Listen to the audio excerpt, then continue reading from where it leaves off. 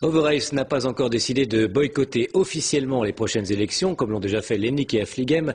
Ces communes estiment en effet illégale la tenue de scrutin dans l'arrondissement actuel de Bruxelles-Alvilvoorde.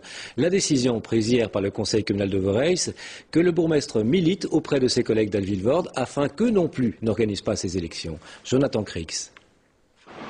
Overijse, commune européenne. Enfin, peut-être pas tous les jours. Comme souvent ces dernières années, les communes flamandes autour de Bruxelles ne sont pas contentes. Le fameux arrondissement de Bruxelles-Alvilvoorde n'est toujours pas scindé, alors à quelques mois du prochain scrutin, certains menacent haut et fort de ne pas organiser les élections européennes.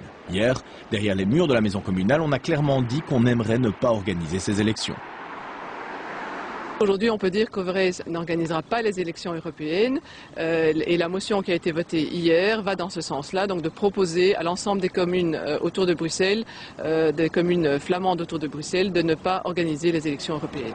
L'opposition francophone est évidemment mécontente. Cette musculation est devenue habituelle en période électorale, mais elle soulève des questions de civisme. En soutenant le fait, c'est très clairement un acte fort antidémocratique et incivique que nous condamnons. Et donc, ça nous l'avons dit clairement hier au conseil communal, et que c'est un acte qu'on ne peut pas accepter, d'autant plus qu'il ne sera probablement pas sanctionné. Car le ministre flamand de l'Intérieur, Marino Keulen, a déjà annoncé qu'il ne sanctionnerait pas les bourgmestres. Nous avons bien sûr voulu donner la parole ce matin au bourgmestre d'Overijse.